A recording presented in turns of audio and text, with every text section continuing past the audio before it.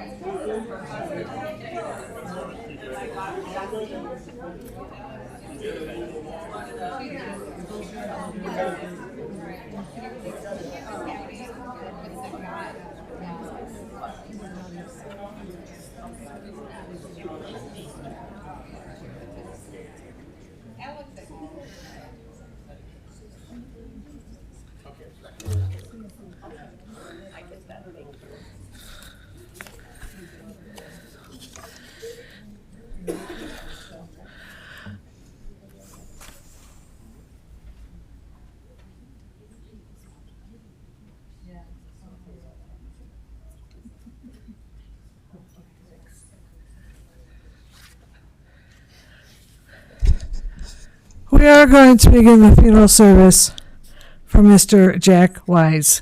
If you have a cell phone, I'd ask you kindly to place it in silent mode at this time or turn it completely off. Also, I'd like to welcome anybody visiting us via live stream. On behalf of the family, thank you for attending. Services will be conducted by Cantor Howard Friedland, and I believe he's going to start with the ancient tradition of cutting of the Kriya.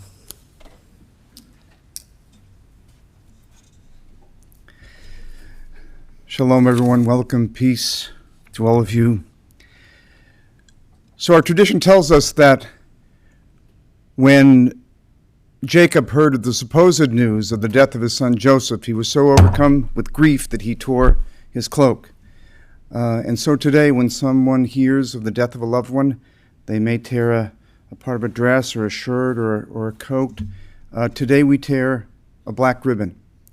And that ribbon shows everyone who comes in contact with you, Jody and Marcy, since you're the ones wearing the ribbon, that there's a tear in your heart, and to treat you with kid gloves, because you'll be different for the next days and weeks and months. But then, God willing, that tear begins to heal over the time that we do Shiva, the 7 days of mourning, or 30 days, Shloshim, and even through the next months. And life will be up and down, but eventually you'll go back into the upward trajectory. So I'll ask both of you to stand, if I could. And I say these words from Job. Baruch atah Adonai Eloheinu melech haolam dayan ha'emet. Blessed are you, eternal our God, sovereign of all worlds, who is the righteous judge. Adonai natan, v'Adonai lakach, yehi shem Adonai mivorach. God has given, God has taken away. Blessed be God's name. And it may seem somewhat counterintuitive to bless God at a moment where you're feeling so much grief. But in doing so, we acknowledge the all of life, that nothing exists without contrasts, and all the good and the love and the fun that was Jack's life now comes to an end. So I'll now come and tear.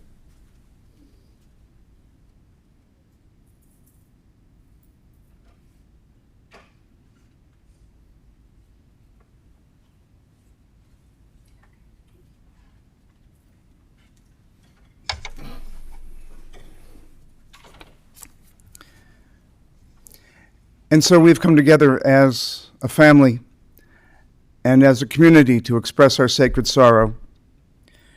We have come together to draw strength from one another and from the ultimate source of all strength. We have come together to affirm comfort and blessing in the face of deepest loss. We have come together to bid farewell to Jack Wise. We share a common prayer that the source of healing sustain those of you who grieve. May those wounded with loss be blessed with love and compassion. We pray that the journey that lies ahead lead from darkness to light, as it is written, thus says the source of hope, I will respond to your yearning. When you call out to me in the night, I will answer. I will be with you even in the darkest of places. I will give you strength.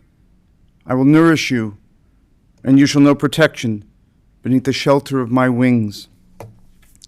And I extend heartfelt condolences to Jack's family, to his children, Jody and Bob and Marcy, to his grandchildren, Jeffrey and Rachel, to Nicole, to Greg and Sydney, to Carly and TJ and Jessica, to his great-grandchildren, Nathan and Kira and Juliet, also to his sister-in-law, Susan, who was married to his late brother, Richard, and to Barbara, who was Jack's longtime companion. To all of you, and to all of you who are here, and to all of you who may be watching remotely, just because you're not related by blood doesn't mean your heart isn't broken too. You lost a good friend, and I extend my condolences to all of you. We pray for wholeness and compassion in the days to come, and let us say, Amen. The 23rd Psalm. Mizmor leDavid, Adonai ro'i lo echsar, Minot dashe yarbitzeni, al me menochot, yenachaleni.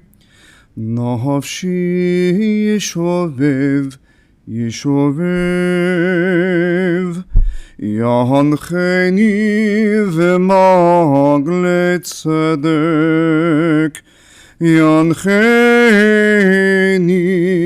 v'magle tzedek, Leman shemo. Kom kelech beged salmavet, Lo yirah ki ata imadi, Shivtecha umishantecha, Hema yenachamuni. Toch Lifanai, Shulchan neged tzorerai, Nishantam v'shemen roshi, Kosi rivayam. Ach tov v'chesed yirdefuni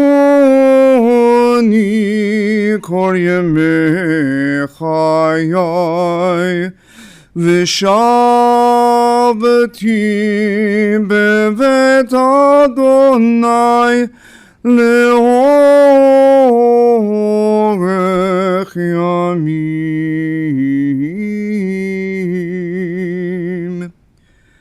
Adonai ro'i lo echsar, Adonai ro'i lo echsar.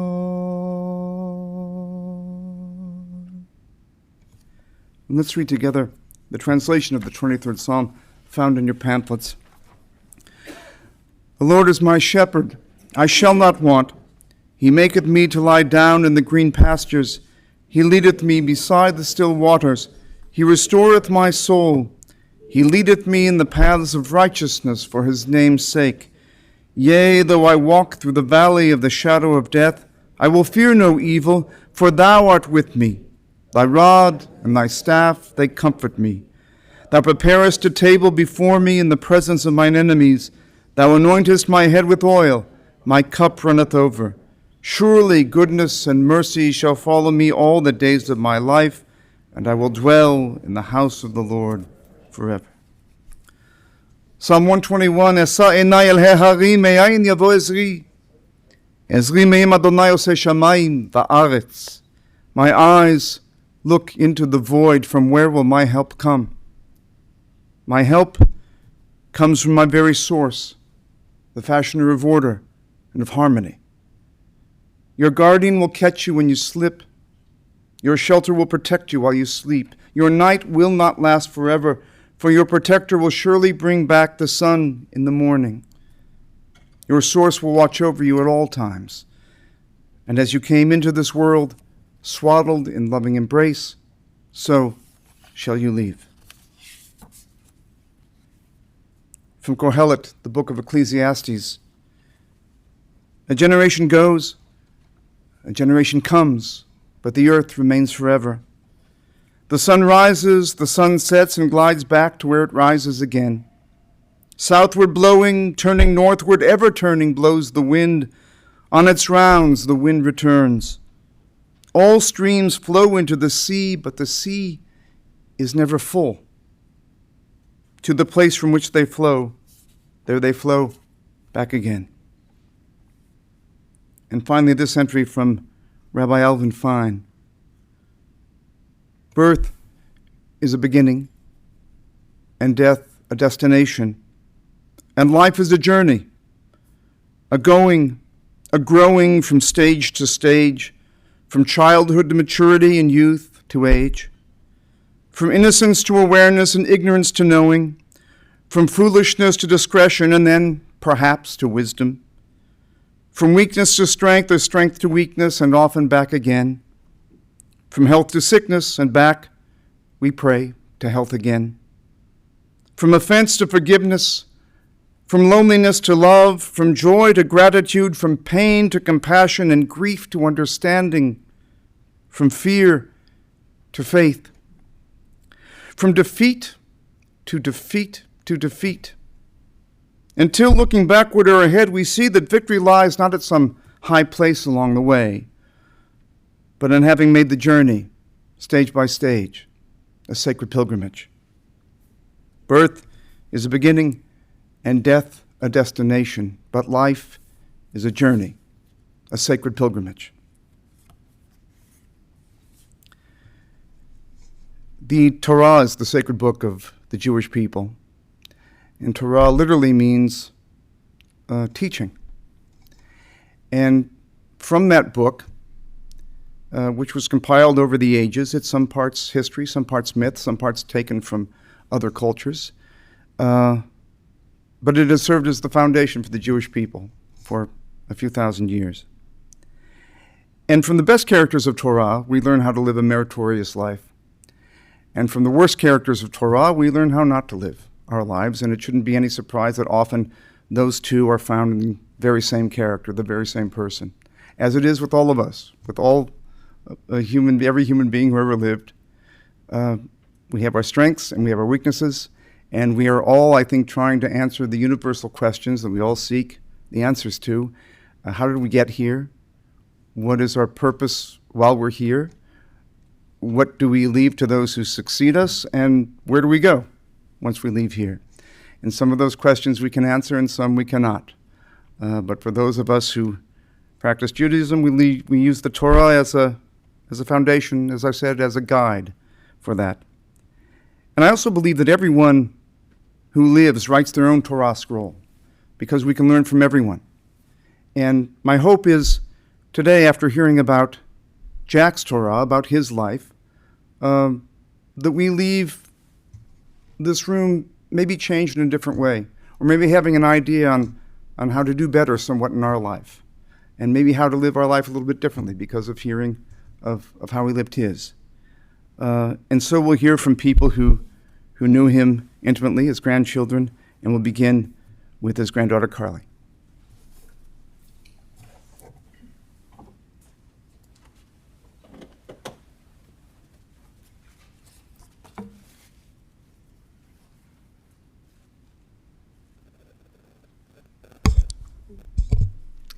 Thank you everyone for coming today.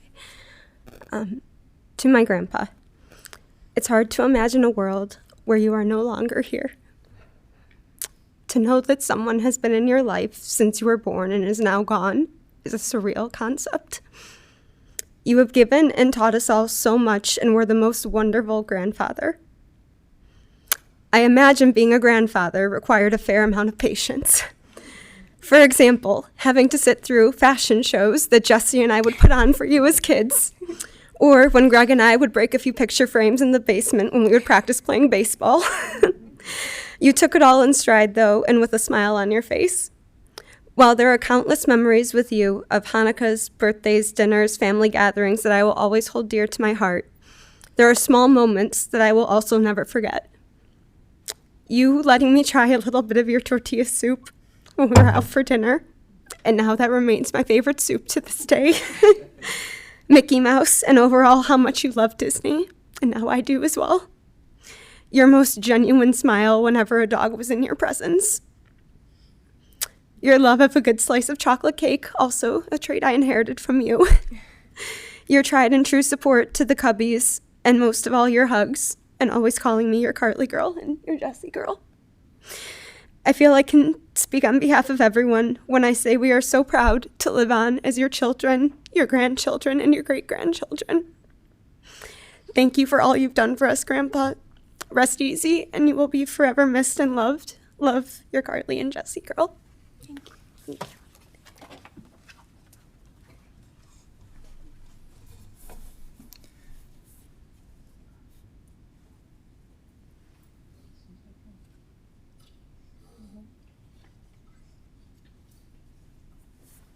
Thank you, Carly and Jesse. Next, we'll hear from Jack's grandson, Greg.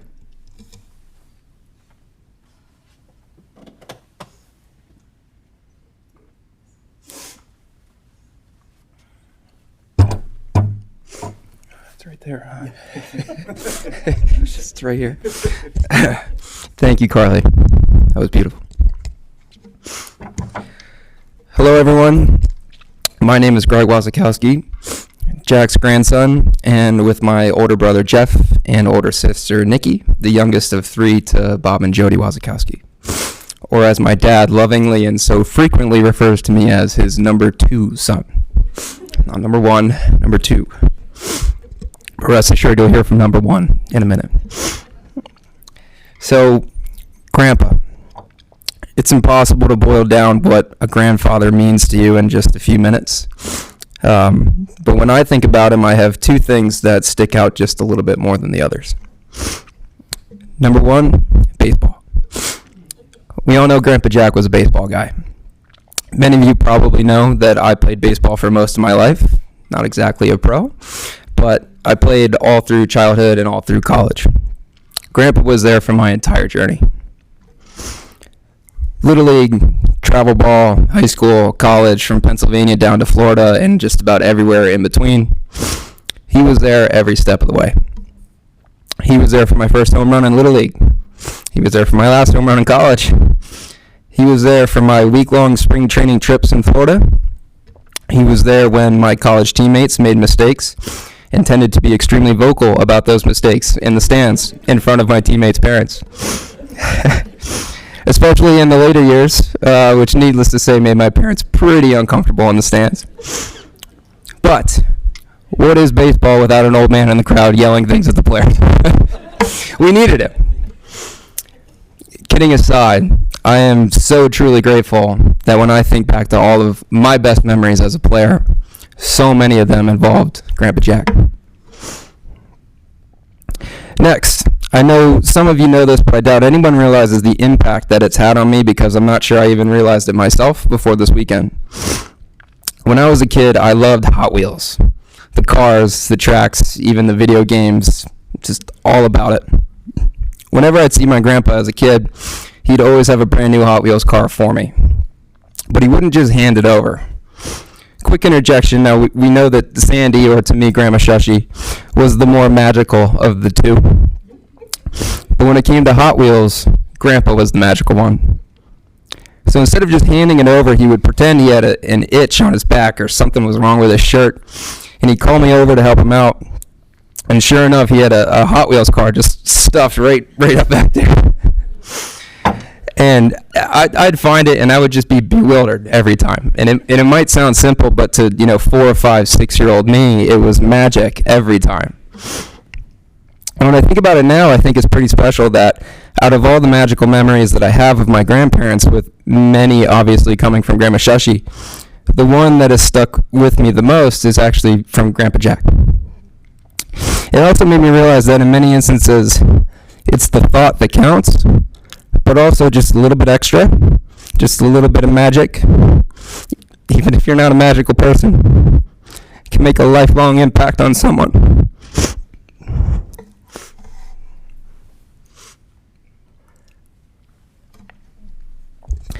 I'm not really a magical person. That's more my wife Sydney's department. But if I am so lucky, it's something that I plan to bring to my kids and to their kids. And I'll be sure to let them know that it's in the spirit of Grandpa Jack. Thank you, Grandpa. I love you.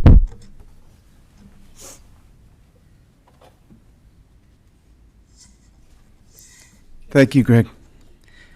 Next, we'll hear from Jack's grandson, Jeff.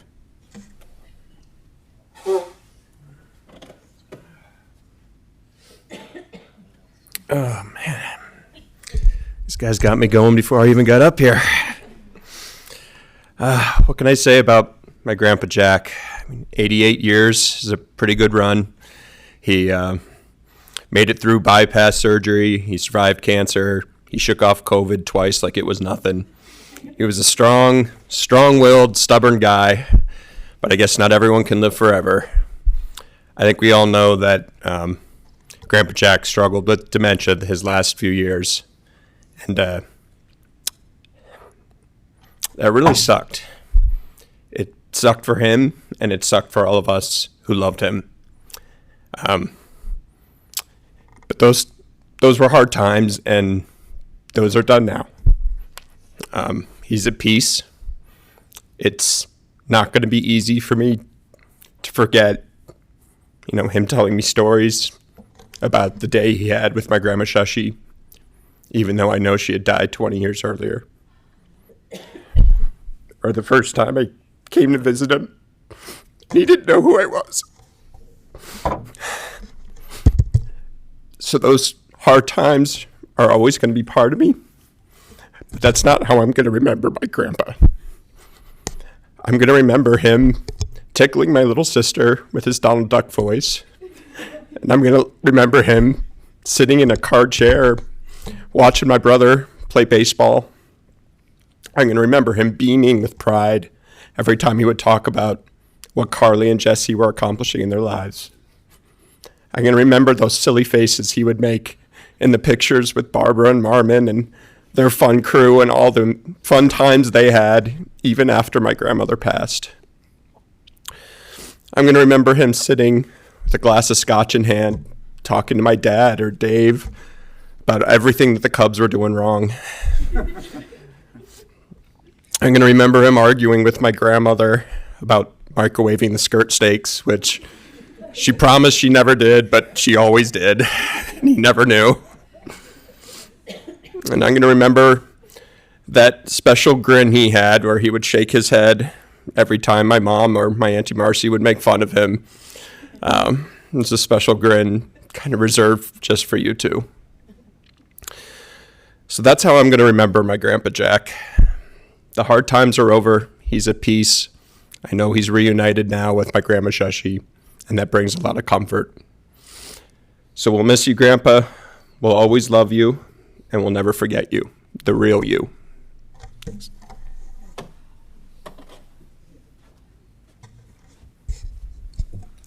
Thank you, Jeff. It is so difficult to see the people we love in our lives who are such as Jack was, obviously such a force of nature his whole life, to see them diminished.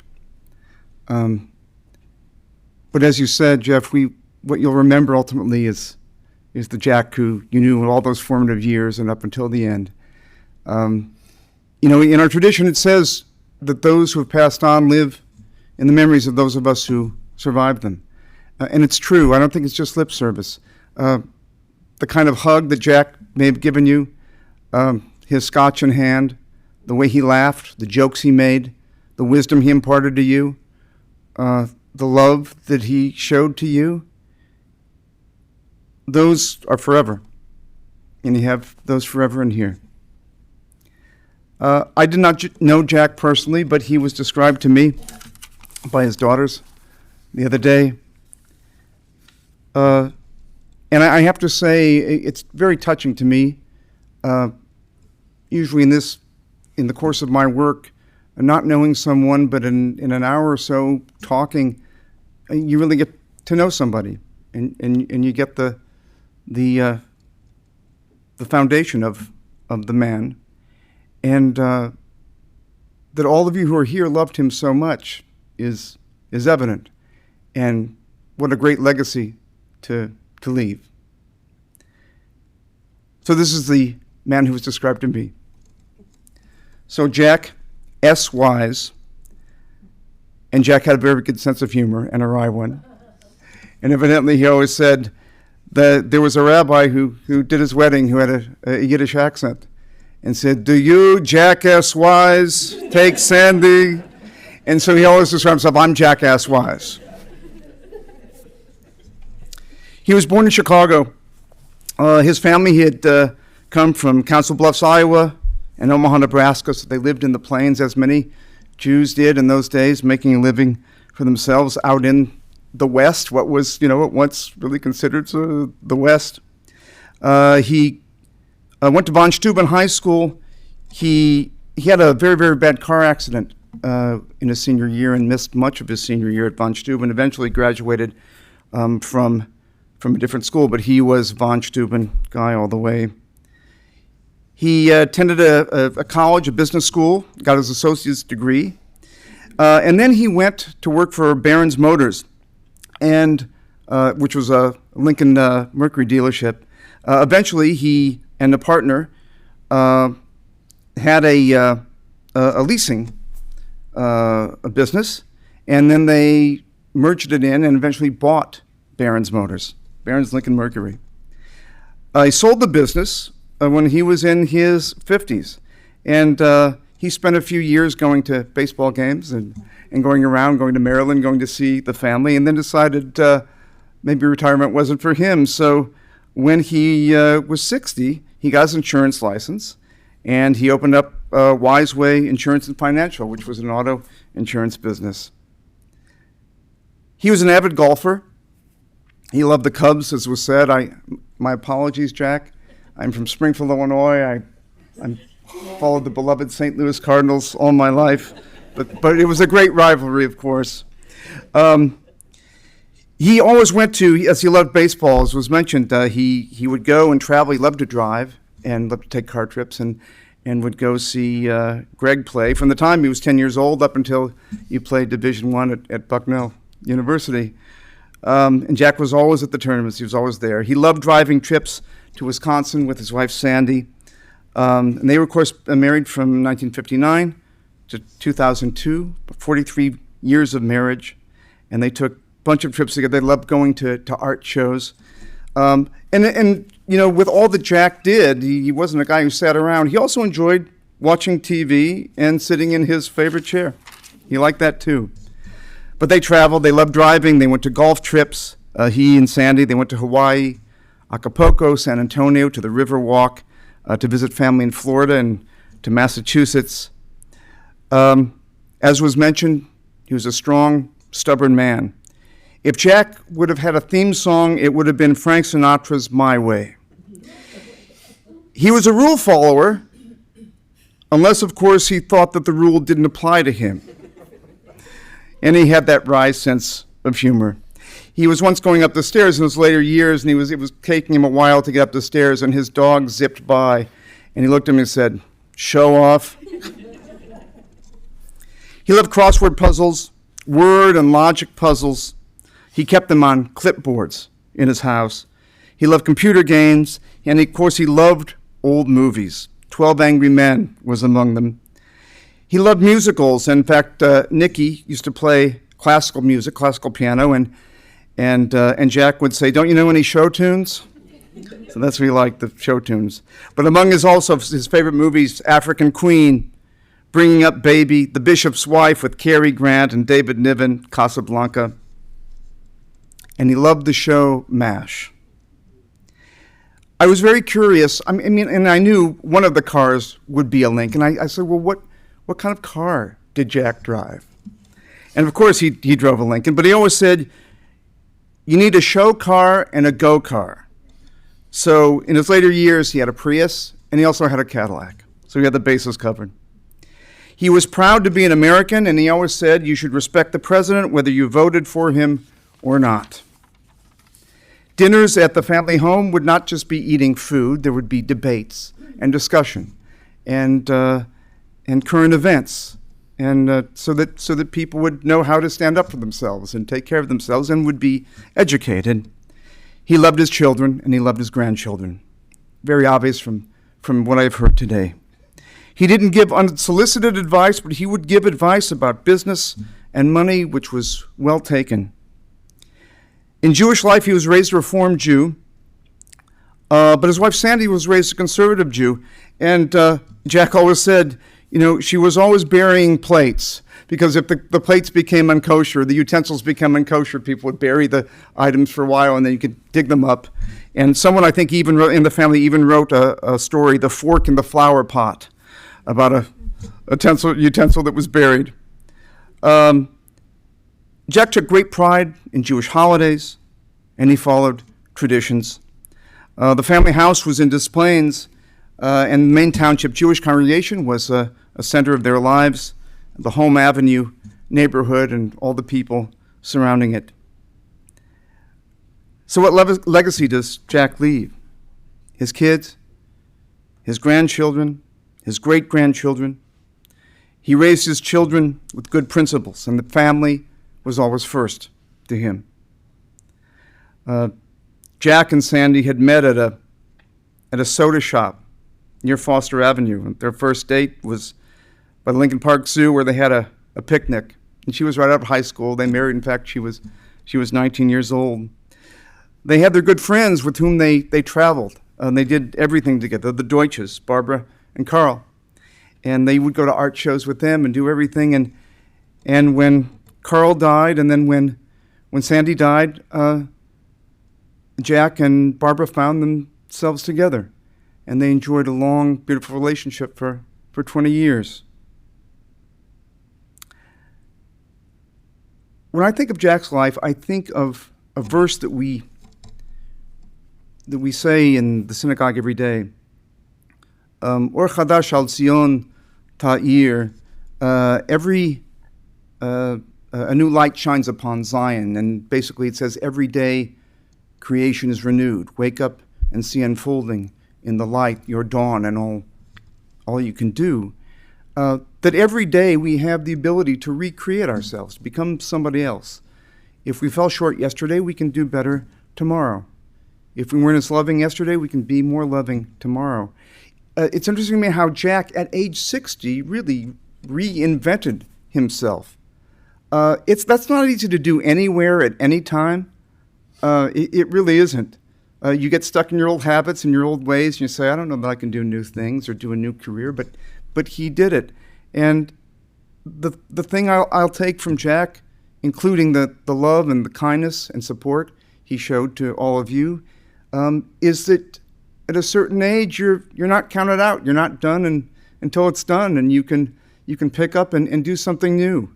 So if there's anything that we get from today, from his life, it's that to always be open, to try something new. And maybe you're at a stage now where you're thinking, well, I don't know what I'm going to do. I don't know what the next step is. And maybe you're thinking, well, maybe I'm a little too old. Well, you're not. You're not. So thank you, Jack. And thank you for your inspiration and your love. And may your memory always be a blessing. Rest in peace. Rest in peace. I'll ask you now, as you are able, to please rise for the memorial prayer.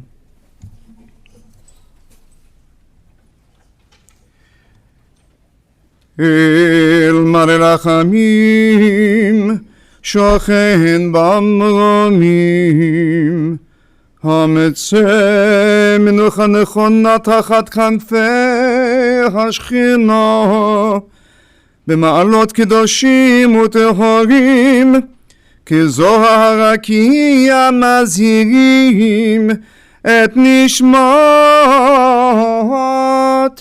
ג'ק אס וייז שהלך לעולמו. אנא בעל הרחמים הסתירהו בסתר כנפיך לעולמים, וצרור בצרור החיים את נשמתו. אדוני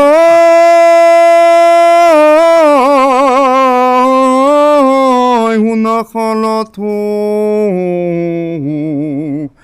וינוח בשלום על משכבו, ונאמר Amen. God, filled with compassion, whose loving presence ever surrounds us, bring final rest to the soul of Jack S. Wise, who has returned to his source. May the memory of his life shine forth like the brilliance of the skies above as it brightens our own lives even now. May you, who are the source of all compassion, shelter him beneath the protection of your wings and bind his soul among the living, that he may rest in peace. And let us say, Amen. Please be seated.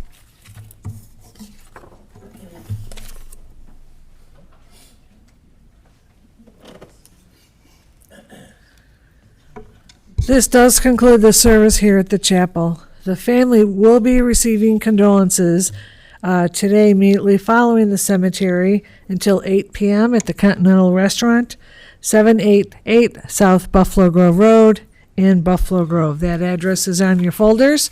If you didn't get one when you entered the chapel, please get one when you leave. Interment will take place at Shalom Memorial Park at 1700 West Rand Road in Arlington Heights. The procession will be forming in the parking lot. Please keep in mind a few safety features while in the procession. Keep your bright headlights on at all times. Put your emergency blinkers on. Attach the orange funeral sticker to the passenger portion of your front windshield. And we'll also attach a flag to the roof of your car. And please stay as close as safety permits to the car in front of you. The following people have been selected to serve as pallbearers. When I call your name, if you please come forward. Jeff Wazakowski, Greg Wazakowski, Carly Fernandez, TJ Fernandez, Dave Benson, and Anthony DeVita.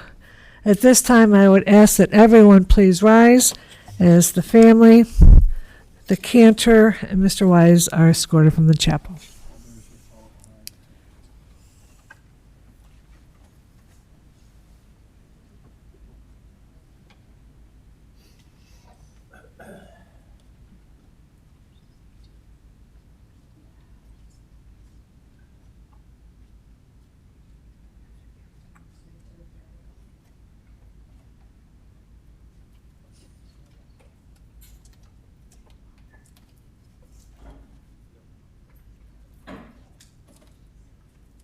This does conclude the service. Thank you.